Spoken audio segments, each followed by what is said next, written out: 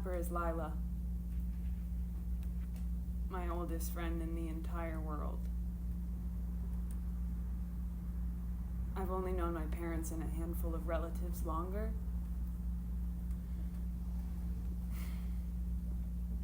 She held a gun to my head, but I probably would have gotten in the car solely because she asked. I love her.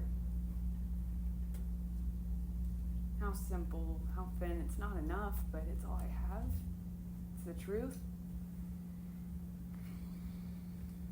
And if I'm striving for truth, I should also add that I hate her a lot of the time, too. That's the cost of really knowing a person. You have to hate them, if only a little bit. There is the love. You can never forget the love, but there is also the hate. Boiling under the surface, eating away at the fleshy parts. She found me at the gas station. I don't work there, but I spend a lot of time lingering around the edges of the lot. Every summer they develop a snake infestation.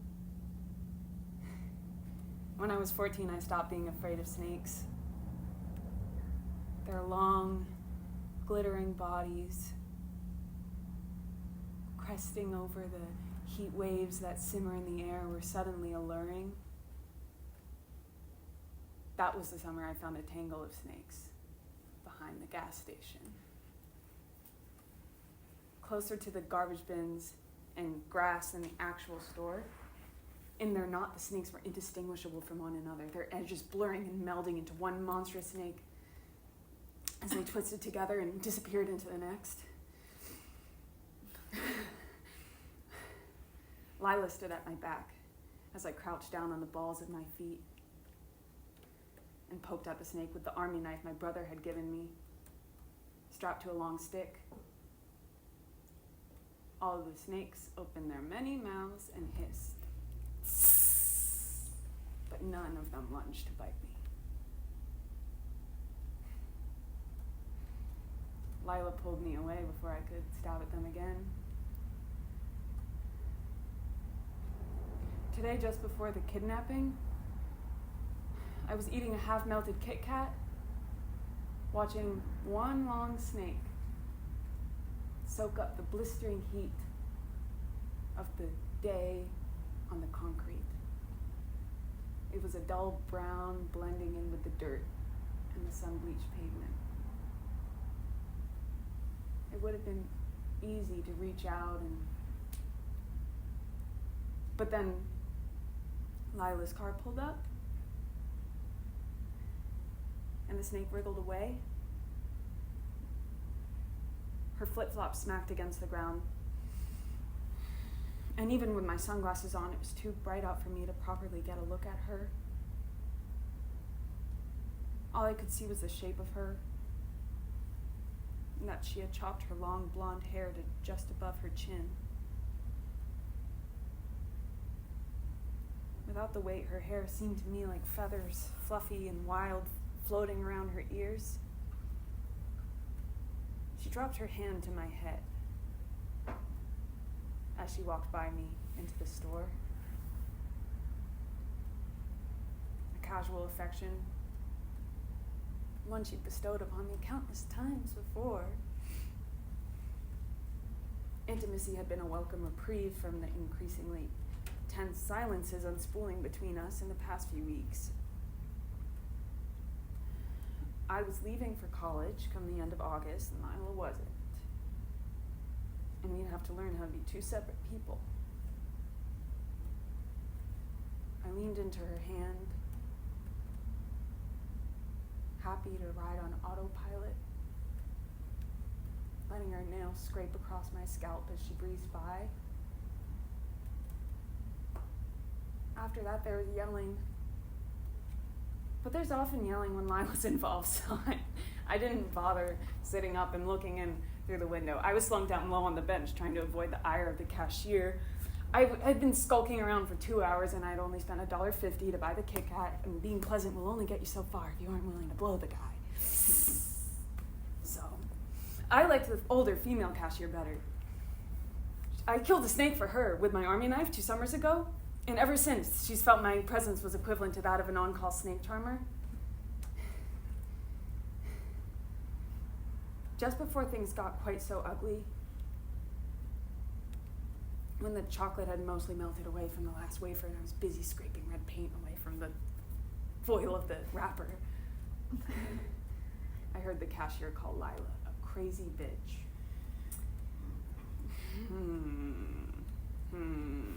Probably not the best idea. Because Lila doesn't respond all that well to the term bitch. Guys find that hard to understand nowadays. Bitch gets tossed around a little too casually, I think. And Lila agrees, and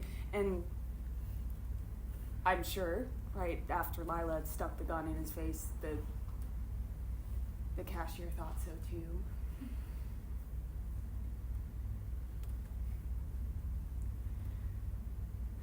She got the last word, one way or another, like 3 hollow-sounding pops.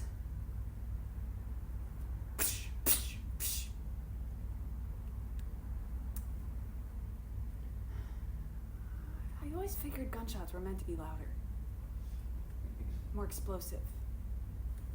I guess not.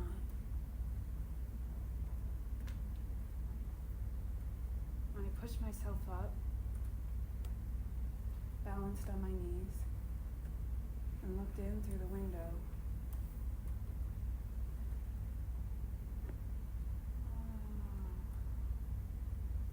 I didn't see the cashier. Instead, I saw chunks of drywall missing and red splatter behind the counter.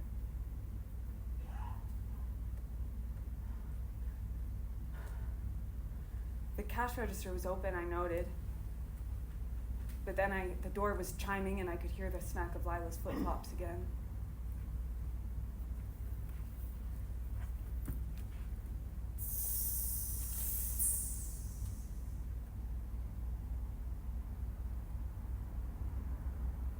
We looked at each other for a long moment. Her purse was bulging. Oh my gosh. There was that red again. Blood, I realized, in a distant, dreamy sort of way, sprayed across her skin. And in her right hand, the gun.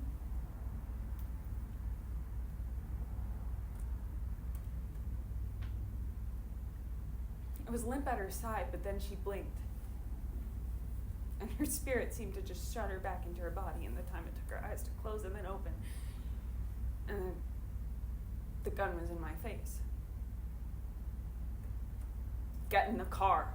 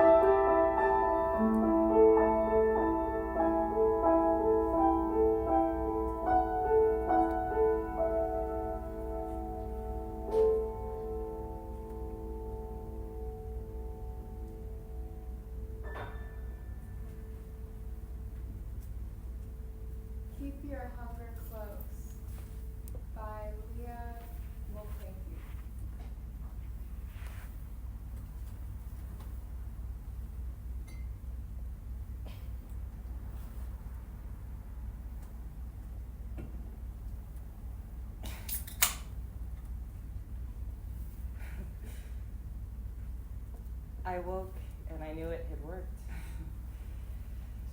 There was a glorious lightness to me, an absence, as though a hole had been carved into me and filled with helium. I was hollow. And in that shining moment, I knew that I could have flung myself out of the window and flown like a swallow. Awake, said the receptionist nurse. She looked tired. Her eyeliner had smeared like she'd been wiping at her eyes with her forearm. Good. Surgeon coming soon. It worked, I asked. And even though I knew the answer, my heart still thrilled at the woman's nod. Yes.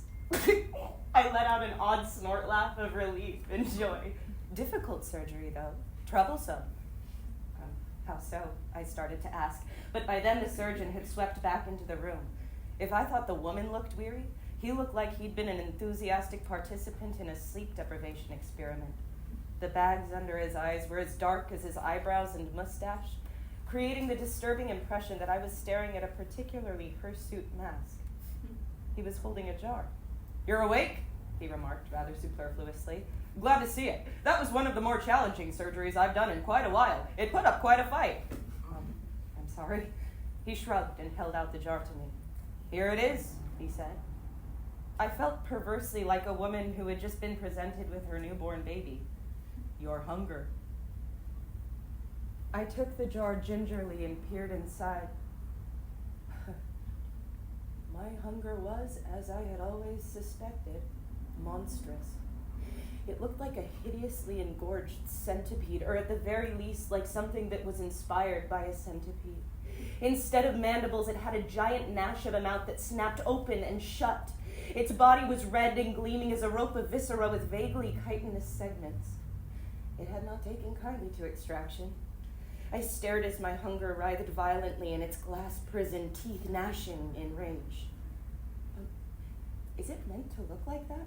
I asked. They all look different, he said dismissively. Pay in cash? No, hang on, I said. Why are you giving this to me? I don't want it. Don't you destroy it or something? Oh no, destroying it would be very bad, possibly fatal. Reports are inconclusive. Also, it's very difficult to do. You can't just squash it under your shoe and hope for the best, at least according to the reports I've been able to get my hands on. It's still your hunger, it's just not inside you any longer.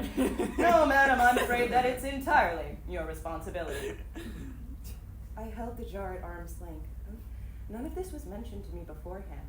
The receptionist nurse let out a brief bark of laughter, and I jumped. I had forgotten she was still in the room. I can put it back in if you like, said the surgeon. No. I thought you'd say that. I wouldn't have done it anyway. Nearly lost 2 fingers during the removal, and you're not paying me nearly enough for that. I stared at the contents of the jar in horror, still in disbelief that something like that had been inside of me. So what am I meant to do with it? Want my advice? He asked. Even the receptionist nurse craned her head to listen. Get a stronger jar.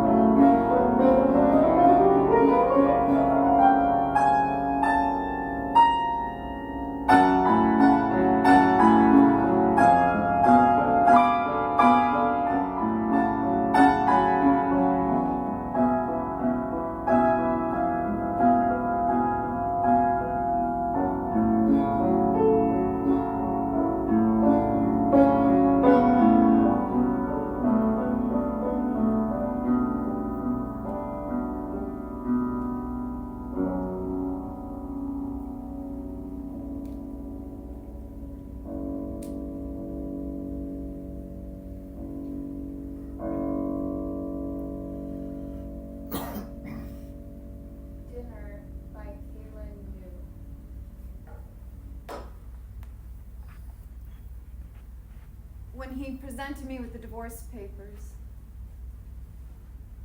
I refused. If not for me, stay for Junie, I argued. But he would not. Instead, he would steal the fruits of my labor every other week. 1 week away to fuck a secretary half his age, another week to pamper the child that I had forced from my body. This was his decision, and it was final, he had said. I taught Junie to sound each consonant. I was there for each first word, first breath. He was not. I refused this proposition. I laid in bed next to him and felt a chasm of bitterness in those pale sheets.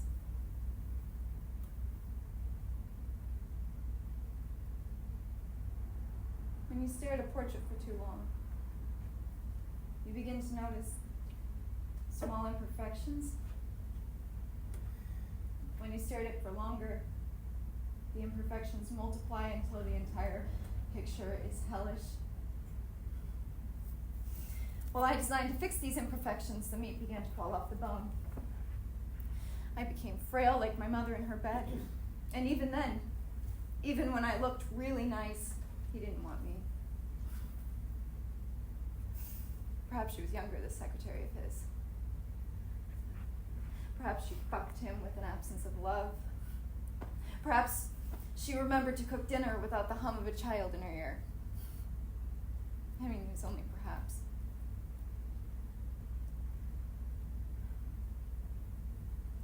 When someone you love dies, you forget a lot of things. And I've forgotten, the little conversations shared with my mother at the kitchen table, or the precise way that she used to curl her hair with these empty soup cans. But I have not forgotten her voice. It wafted syrupy like silk, and it was so intensely deep. I have not forgotten much of what that voice taught me. If not consumed, meat must immediately be placed on ice. When frozen, thaw under cool water to prevent the flourishing of bacteria. To ensure the finest quality of fillet, the animal must starve 24 hours prior to its execution. I did not sit at the table last night. When he arrived home, I told him to microwave some meals in the fridge. He protested. There's nothing in here. Oh, I must have forgotten to go to the store. Jesus fucking Christ. What? Is this because of the papers? No. Just forgot. And in all truth, I had. When slaughtering, it is important not to startle or excite the animal, as this can cause excess bleeding. When he arrived home from work today, he took Junie to the park. Returning before dinner, I fed my boy. Your mother called. She said she misses Junie Bug. I was thinking maybe he could spend the night at hers tonight. We should discuss this. The papers were clamped in my closed hand, a fist. He agreed. And I dropped Junie off, bags packed at his mother's house. Of course, a rifle is the most humane way to kill a large animal. But I was not humane. I do not feel humane still. No. I am an animal. And I am wholly famished. I pulled the honsuki out and put it on the counter. He asked what I was making for dinner. I didn't answer. It is important that the animal is slaughtered in a sterile environment to prevent contamination. I wiped cereal flakes off the countertop and mopped the floors. He asked me what I was making for dinner. We sat at the countertop. I didn't answer. I tucked the knife under my sleeve inadvertently without him noticing. I pushed the papers aside. I miss everything, I told him. Can I hold you one last time? His eyes shifted as he hesitated. Sure. And we touched. Just once. I cradled him and walked up behind him, just as he would do to me in years prior as I would make dinner. I pulled the knife out inadvertently, and just as my mother instructed me, made 2 parallel slits on that bare, exposed neck. I watched as he bled on the floor. It is important to bleed the animal by cutting from the breastbone to the rear on the anterior side. I slid the knife down vertically, cutting his crisp white button up in the process before sectioning the meat and removing the bones.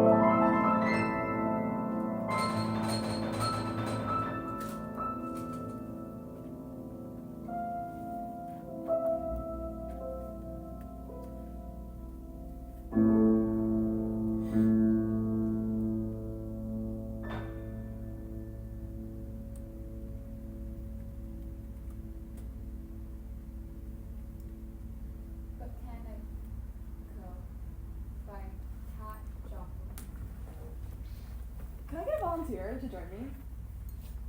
Can I come? Come here, thank you. I appreciate it. I have Lisa here, okay?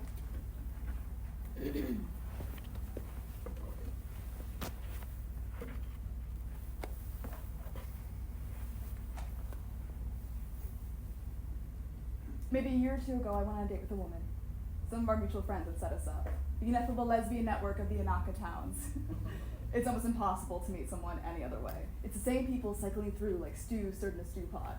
I don't go to a bar to meet someone new. I go there to hang with someone I've already met. Anyway, I met this woman named Tamara. She lived in Kanto for a while before moving down south to a slower lifestyle, and she worked in the same city as me. I was taken by her poised and worldly ways. Tamara seemed like a quintessential cosmopolitan, with her apartment full of art and movie posters, and glass-beaded jewelry on her wrists and ankle. We were sitting comfortably by the couch, sipping wine, discussing our jobs. She was a social worker. Tamara's building overlooked a temple where a monk was putting out kibble and straight and fresh fish for cats to eat, which is where my uncomfortableness with animals came about. She was silent for a while, and I was worried, I'd gone and blown it. But instead she said, no. I feel a little uneasy around animals myself. Really? Yes. I see a lot of unfriendly ones when I'm out visiting clients.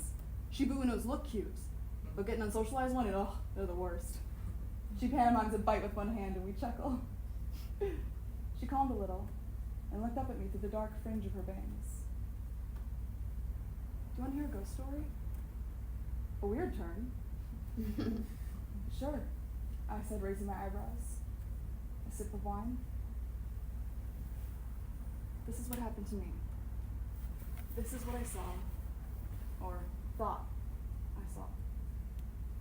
Almost all of my clients are the elderly, especially since I moved back to Kyushu. There's a lot of old people out here, and their kids moved north to the big cities like I did. And you get people who are so old and live alone, and then their spouses die, and they're really alone. Or we're always alone. No kids, no family, not even a niece or nephew to take care of them. So when I do my rounds, I check to see on how they're doing. Make sure their pension checks are arriving okay, and their food hasn't...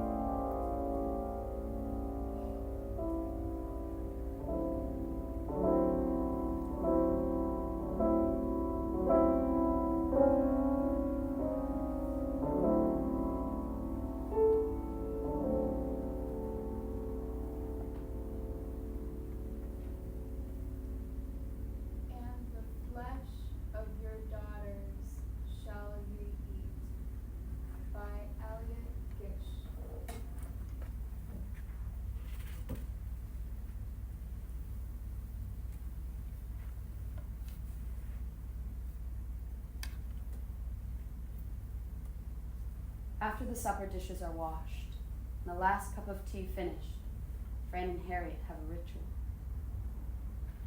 They sit in the parlor first, reading or knitting or listening to the radio. Harriet takes the rocking chair, her feet tucked neatly beneath her, while Fran sprawls out on the sofa, her feet kicked up onto its arms. The curtains in the parlor are always open, the bay window brightly lit. Even if anyone were to look in on them, they could see the two cronies twiddling away the hours together, a pair of harmless old biddies with no claws or teeth.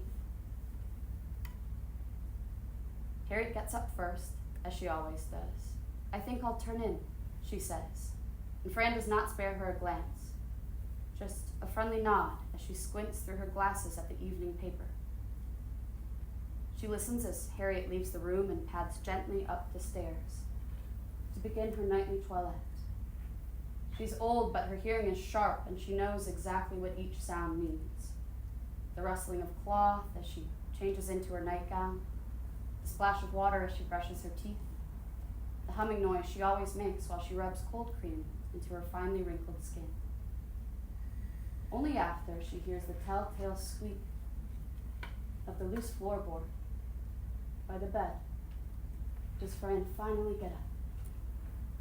She stretches luxuriously, trying not to hear her body's symphony of creaking joints and cracking bones, and makes her way upstairs to the second bedroom. The second bedroom is what they call it. Properly speaking, it is Fran's bedroom. A few of her ugliest gowns hang in the wardrobe, and her nightgown is folded carefully beneath the pillow of the little single bed.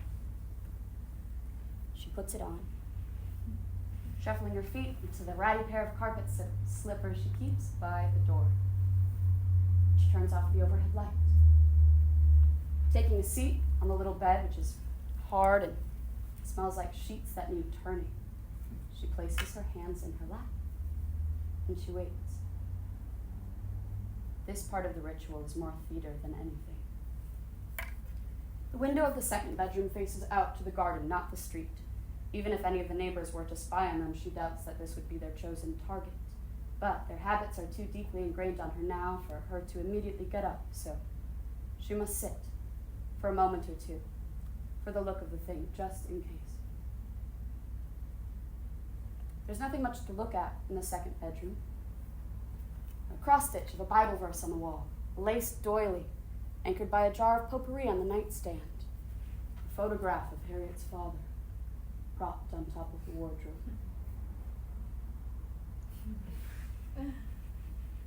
She looks away from his flint-stern gaze and edges along the bed to peer out of the window. Beyond the fence is the inelegant sprawl of the house that is now the Burnell place. It has changed color in the darkness. Robin's egg turned to muddy midnight blue.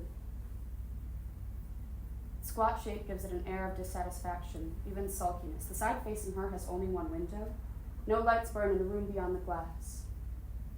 She stares at it without really seeing it, keeping time with the insistent ticking of the hallway clock. Not long now, she thinks. Just a few more minutes. A white shape moves in the darkness beyond the glass of the house next door, stirring like the restless rustle of doves. Fran starts and squints, leaning closer to the glass. It is a face, she realizes after a moment ticks by. A little face, round, two dark pits for eyes, like the moon with its irregular gray smudges. This, then, is the child, the one whose doll she had seen on the lawn, the one who Mrs. Burnell spoke of with such pressing anxiety. The face stays at the window, gazing out into the world. Its eyes do not seem to focus on any one thing. That little starfish of a hand comes up and presses itself against the glass, fingers spasming. There's something pathetic about how blankly the child stares out into the garden as though she wants nothing and expects to get it. Poor little thing, Fran murmurs, unexpectedly moved. She has seen looks like this before on the faces of her pupils, a dazed emptiness so complete that it became its own discomfiting presence in the classroom. It is a look particular to children from unhappy homes.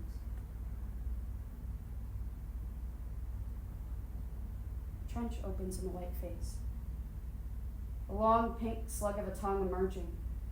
It presses itself against the glass in imitation of the hand, and leaves a long, slick trail of saliva as it licks slowly up the glass.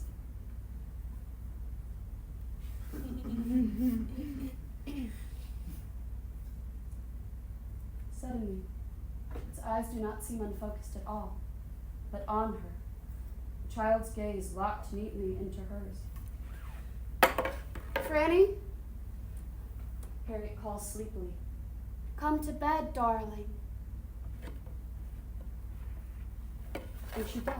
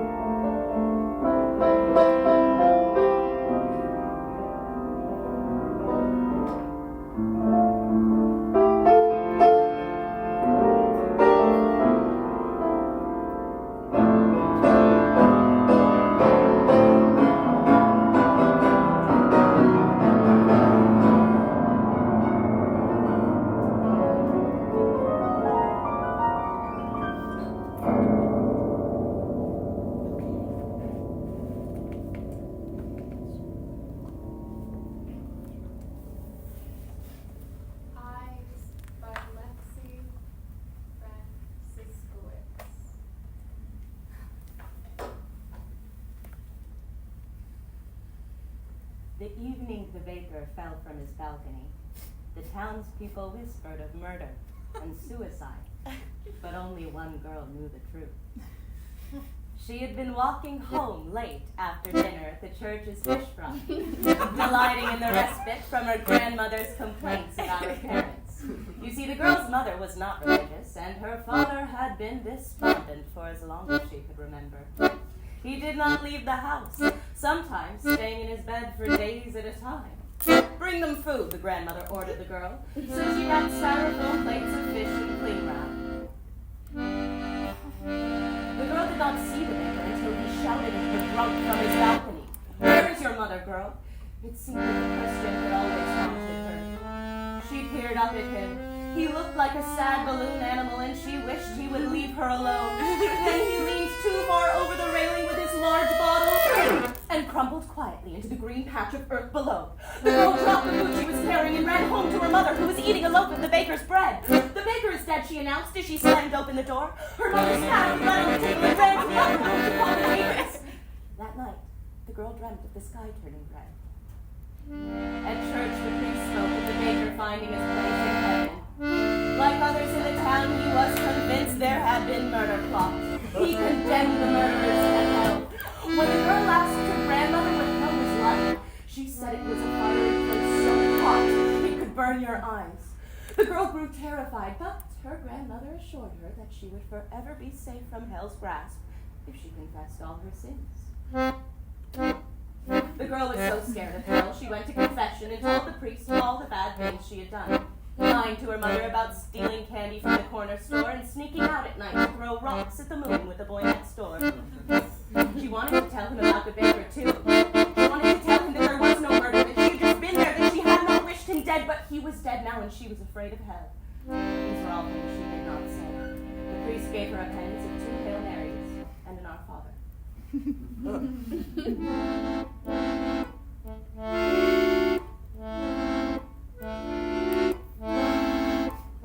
That summer, the girl played with the boy next door. They rolled down the hill above the church. They built forts out of mud in the rain. Her mother tended carefully to the garden, growing leafy greens, young tomatoes, and an assortment of berries. She cooked elaborate dinners with new vegetables and bread from the new baker. At dinner, the father and mother laughed, and the girl prayed quietly that she wouldn't go to hell. Sometimes the grandmother joined them just to complain about the bread from the new baker, but the mother preferred it to the old one. One evening, the father ordered the girl to pick berries to bring to his bedside table. So she took a large bowl to the backyard. She heard hideous noises coming from the garden, and she hid in the bush, afraid. Her mother never saw her, but the man she was with did, and his smile haunted the girl as she fell asleep. It was the smile of the devil. He was the first to gaze at her the way men did with her mother. The day after, she bled for the first time. Then the leaves began to change. The girl soon grew discontent with her unfamiliar body. She tried to stop eating as if that would reverse the changes. She wore baggy shirts to hide her growing chest. One day she came home from school to find her mother burning her clothes. Stop hiding yourself, you are a beautiful woman. At the word woman, she winced like her mother had just served her hot soup.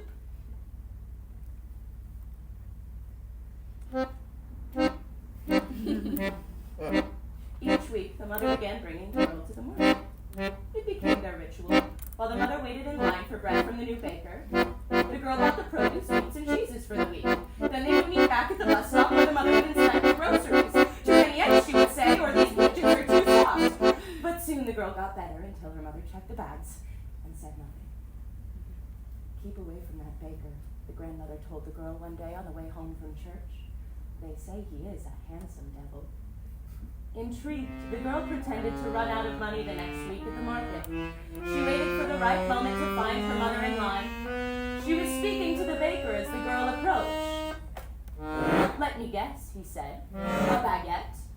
Actually, I'll have 2, her mother said. She was wearing a short red dress with flowers on it and long earrings that the girl had never seen before. Her hair was tied up in a bun. A bit of lipstick. She did not have to try hard to look beautiful. Who's your company? Oh, this is my sister, she lied. She is supposed to be getting the groceries. Tell me, have they run out? No, I needed more money. In that case, the bread is on me, the baker said. He handed back the bills. And it was nice to meet you, he said politely and grinned. And it was only then that the girl recognized that grin from the devil she saw that summer night in the garden. The girl never pretended to run out of money again.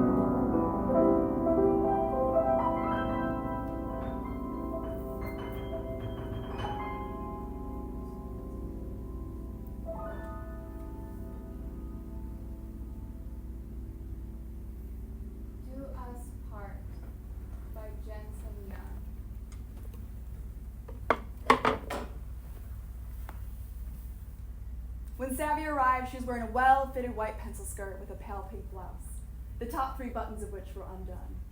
She stepped off her 24-hour flight with dressing room fresh honey auburn hair and an opaque blot of crimson lipstick spread creamy on her lips. He wondered if she knew it didn't match the blouse. She strode toward him before he even held the sign up, as if she already knew who he was, even though the photos had only gone one way. Her white heels struck the linoleum, carelessly, dispassionately, as if she were walking down a grocery store aisle instead of towards her new husband. He opened his mouth to say hello and stiffly stuck out his hand, and she dropped her pink tote bag into it and headed for the exit. Lee stood there for a minute afterwards, blinking, as if to assure himself of what just happened. Somewhat numbly, he headed into the bright white day, shielding his eyes from the sun, and began to look for his new wife. After searching the pickup zone up and down 3 times, beginning to think his new wife had run away, he pulled out his phone to dial the police and report her, before coming to stand in front of his own car, seeing her sitting in the passenger seat, staring indifferently at him. Smothering the chill that came over him, how did she know which car was his? He stuck out a furious finger at her and said, "Never do that again!" He opened the driver's side door, threw her bag in the back seat, and started the car. At home, she rarely kept to the room he designated for her. He even tried to make it homey for her, with generic art prints he picked up from a home decor store, and a light blue bedspread he felt was very feminine. Her room had a large window overlooking their small backyard. He, of course, could have afforded a much larger backyard, but what use did he have for outdoor entertainment space? With curtains that matched the comforter, well, the set had come at a discounted rate. And despite this, and despite his heavily enunciated explanations that she was meant to stay in this room unless going out on errands, he often found her in his study, in his library, in his small home laboratory. In one instance, he found her standing in his room, looking out the front window at the house across the street. And this was the only instance he insisted she'd stay. He was hoping to fire his cleaning crew and let go of the cook, but he found her to be equally incompetent in both domains. He would have to spray the counters himself and physically place the cloth in her hand before she'd be willing to wipe it down. And he'd have to purchase the frozen lasagna and preheat his own oven before she'd be willing to slide it inside. He had found her habits to be strange at best, infuriating at worst. And once this woman started leaving the taps running all over the house, and once he caught on to it and had the maids make regular rounds to turn them off, she simply started doing it at night, when the maids were gone and he was asleep. He began to look into getting a separate water line for his lab and personal bathroom. She would also spend increasingly large amounts of time staring out of windows and eventually standing in the front yard staring into oblivion. He felt himself breaking down and softening to the point of offering her a room at the front of the house if it meant she wouldn't stand in the yard like some sort of phantom. She accepted. One of the few times she spoke in her deep red voice. And he had her things moved. Things eased following the room change. She no longer ambled around the house or left water running or stood in the front yard. Finally, she was content staying put whenever he wasn't in need of her. This was excellent news, as he was beginning to look for new ways to occupy her. He decided he wanted a family. He hadn't asked Abby if she wanted children. He hadn't paid her way to him to ask her opinion. He simply told her he wasn't going to use protection anymore. She hadn't said anything. Months passed without success, and he began to wonder if she was taking something to keep him from her son. He confronted her, searched through all her drawers, and had the chef prepare every one of her meals. But still, no success. He was nearing a breakdown by their anniversary, and he spent it in his lab fussing over equipment, wondering at all, how was it legal to bioengineer a mech cell but not an heir? Why should one be so different from the other? Scientifically speaking, he could do it. It may even be a fun little side project. He already had all the tools as well as a free incubator. In fact, why not go even further? Why not program her to do exactly what he shipped her in for? He slammed his fist into the workbench and let out an anguished groan and cradled his head into his arms, and eventually fell into an irritable sleep. The night of rest clarified what needed to be done. He gave the cook a week off and prepared every one of Savia's meals, each well mixed with 15 cc's of Mexel in solution. He'd have to pair the soups and pastas in heavy sauces in order to cover the solution. He had to over-season each dish in order to cover its metallic taste. And every night, he'd present the meal to her and sit across from her and watch her eat. He'd take a bite or two from his own dish, but the thick, bodily smell of cooking with the solution often stole his appetite. After a week had passed, and she had consumed more than enough programmed cells to have an effect, he tested her out. "Go wash the dishes," he said after a final self-made dinner. His wife got up and walked towards the sink, and his breath caught. Had his nightmare finally ended? His wife twisted the tap on and walked away.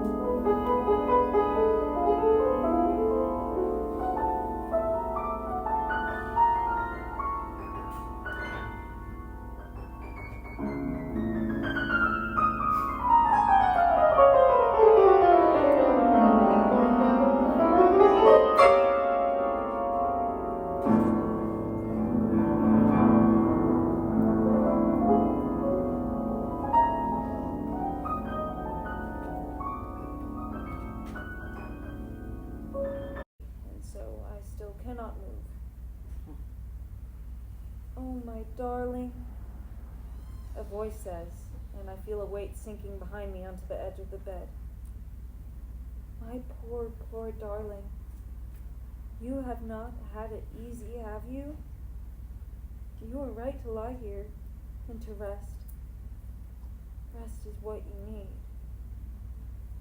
The voice is soothing, like a cool cloth on a fevered face.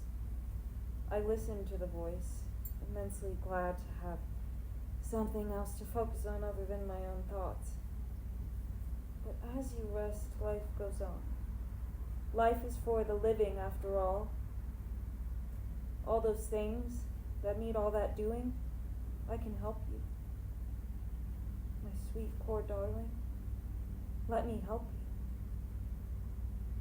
you. Help me, I say, after much struggle to push sound out through the word glue thick in my mouth. I feel my skin become looser, sagging like melted wax. The separation is not painful, but I am aware of capillaries splitting and fatty layers detaching. Soon my skin is an oversized dress and I am lost within it. The voice pulls at my upper lip, pulls it up and over my head and like a hood and down my back and over and off my feet with my arms curled inside out, my fingers dangling limp. And then I see my drooping shell begin to inflate from my feet all the way up to my hair until I am looking at my body outside myself. Perfectly shaped, except for empty eyes that contain nothing but a view of the back of my hollow head. My darling, you have done so well, my skin says as it leans over the bed. Just one more thing. My skin plucks out my eyeballs and pops them in the airy sockets. One, then the other. My darling, you've done so well. Just wait. I'll take care of everything, my skin says. It leaves the room and locks the door behind it. And I did see. I saw the voice in my skin walk about, living my life, talking to my friends, laughing with my children. I saw it open my mail and pay a bill. I saw it clean the toilet and cook the dinner, lamb stew. I saw it sit and watch afternoon soaps on the television. And I then make tea while managing the weekly schedule stuck to the fridge. I saw it walk my dog, chat with my neighbor, buy milk, bread, eggs, even a bag of groceries for the old lady who lives alone in the corner house. When I saw it visit my father's grave, leaving fuchsia and gerbera daisies in the small vase pinned to the plaque, while crying salty tears, I saw all that too. That night, with everyone else asleep, I hear the door unlock, and my skin walks in the room.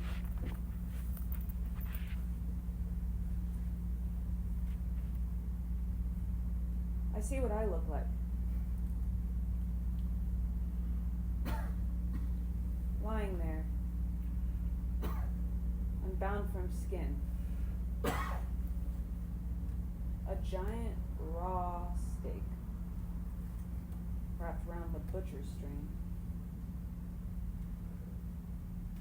I've done for you what I have said, have I not? But now it is night, and you must be cold without your skin.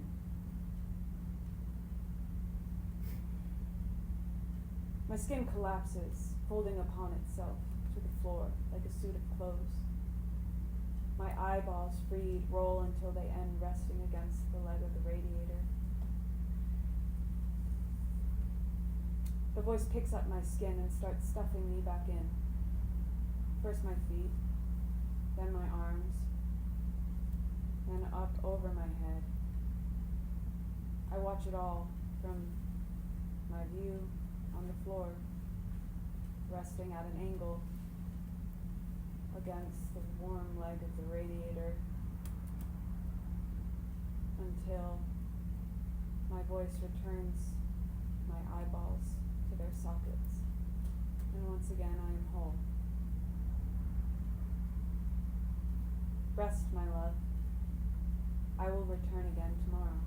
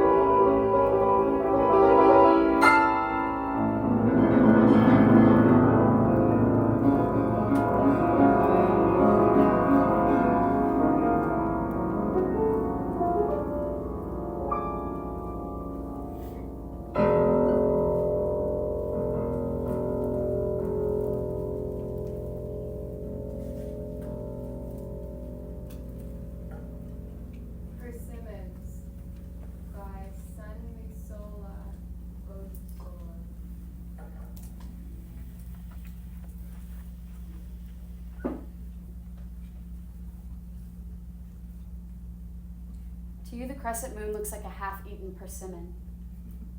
Like a child had erased part of a circle by mistake. I know somewhere, Damien says. It's called the garden. He pulls and you follow, moth to light.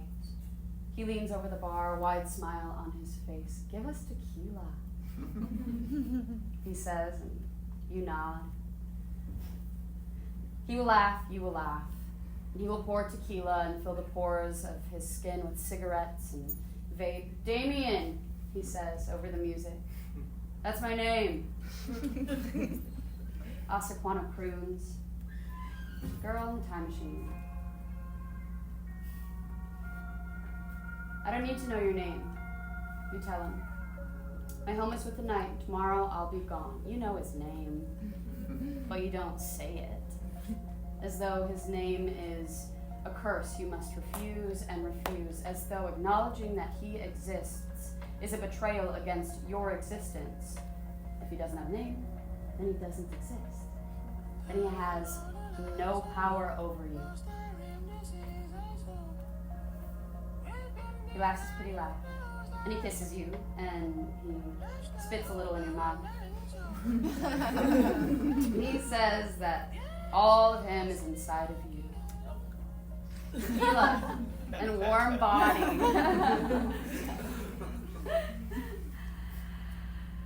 You dance, pretty dance, he says, and when you pull away from him, he pulls you back again. His eyes are red-rimmed, you're firing. He's being burnt. The world is cold. The songs mixing with the dire portrayal of existence, of bodies wriggling under the weight of their skins. Tonight, the gods are drunk, he shouts over the song. He laughs his pretty laugh again. Something settles in your stomach. It's cold and hard, like a seed. When he kisses you and when he swirls warm tequila in your mouth. And he takes a hard swig from the cup in his hand. He says, God's in my belly and I'm drowning him. You take a swig too and drown God. You take the cigarette from him and you suck all the smoke into your lungs. You can barely hear him when he speaks. I can't hear you. Your ears feel blocked as with cotton. He laughs all the same. You ask him, how much mirth is tied to your body? And he says you're being silly. You feel the seed in your stomach start to grow, pushing out through the pores of your skin, and you smell persimmons. There's this girl drinking wine, and she hands you a persimmon. My tree, she says. My tree. You finish it. When you take the last bite of the persimmon, the moon is no longer present. You can feel the roundness of the moon in your belly. I have eaten the moon, you say to the boy.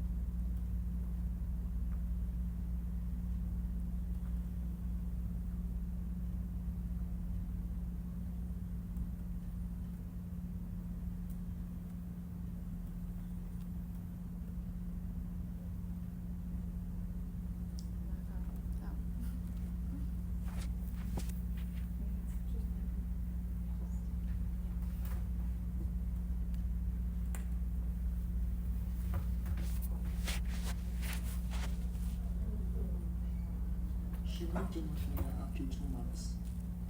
It was only a technicality by then. Her toothbrush already lay next to mine beside my bathroom sink. Some of her clothes already tucked into my dresser. She told me she hadn't even noticed our lives growing into one another. I'd caught her gazing upon me into our shared sock drawer more than once. We were both pretending not to know what we wanted, or where we were headed. At our age, we settle and move on quickly. Still, we followed the standard timelines and stages. There was no rush. It was around this time she began asking about the door. I knew she would. I knew it would be a problem from the start. It had always drawn people in, myself included, though it matches every other door in the hall. Something about the hair on the back of the neck rising, like it has static charge. The first time I showed her through the apartment, she paused at the end of the hallway, testing the brass doorknob. It was locked. It's always locked. But she kept trying all the same. I told her it was nothing. That wasn't enough for her. Nothing shouldn't require a lock. I am not deluded. I understand that a relationship requires give and take. The sharing of secrets and mundanities and spaces. I am also not unreasonable. She had places and things that were hers alone, and this was mine. I would share my entire life with her, open every valve of my heart for her, but not this door. Still, I knew it bothered her. Her gaze drifted to it constantly. Sometimes she knocked on it, as though she expected someone to answer. She would brush against it several times a day, testing. "You don't trust me," she told me one night. "That's why you keep it locked." I hung the key on the wall beside the door where she could see it, knowing that it would taunt her. But I could see no other solution. There was no other way to prove to her how little it had to do with trust. She was pleased but not satisfied, and I didn't expect her to be. Without my meaning to, I had made it a test. If I trusted her with the key, did she trust me enough to stop herself using it? Would I forgive her if she did? I didn't know. One evening when I returned home, I found her pressed against the door trying to look through the keyhole. I understand why, and I understood even then, but the sight of her shriveled my lungs and my chest like wet paper. I couldn't think past the pain. She apologized immediately, repeatedly, but I tore the key from the wall. And soon, we were both shouting, "What's in there that you won't show me? What secret is so terrible?" It's not a secret, it just isn't yours. If it isn't a secret, why can't I know? What else do you keep from me? It's not about that. It's not about you. She spent 3 nights at a friend's apartment, sleeping on her couch. I stayed in the apartment alone and stared at the door and hated myself. On the 4th night, she came home with tears in her eyes. "I love you. I don't care about the fucking door." I told her I was sorry. I loved her too. She moved back in, and although she stared at it often, she didn't ask about the door again. A year later, we were married. I finally met her parents and sister, who shared her brown eyes and bright laugh. The wedding was small, wedged into the week between Christmas and New Year's, so her family had time off. She invited a few friends. I invited less. I had no family to speak of, except, no, for her. After the ceremony, when the reception was coming to a close, and most of the guests were tumbling out into the night, Mother pulled the 2 of us to a table. She clasped her fingers between her worn, soft palms, asking when we would be having children. And my wife smiled at me like she was seeing the stars for the first time. I had never wanted a child, happy to die and leave nothing behind. Still, I would have done anything to see her look at me like that again. In that moment, I would have opened any door she asked me to. If a child would make her happy, I would have a child. We did, eventually, though at a price. Pregnancy was not easy for either of us. She couldn't sleep because of the ache in her back. Her skin stretched too tight, the thing inside her bruising her with unfinished bones. Eating made her sick, but she was hungry constantly. Her temper would flare hot and bright in an instant, and as I fought my own desire to retreat and escape, I did not handle it well. We fought more savagely than we ever had. I blamed the pressure put on us by her mother, the imposition of her deadline. She returned to the door. It's not like having a goddamn book club. It's part of the home that we're meant to be sharing. Are you going to be keeping it from our child too? I was. Or I hadn't want to. I hadn't wanted any of this. I was being forced into a corner. So quickly she slipped into my life and built a new one around her. As the months began to count down, we worsened. I woke up one night to an empty bed and the jingling of keys in the dark hallway. She faced the door in nothing but her night dress, her hair still unused with sleep. The key no longer hung on the wall. Delicately, tenderly, she was tracing the lock with it. I stepped up beside her and laid my hand on her shoulder, but she wouldn't look at me. Please, she said quietly. Just once.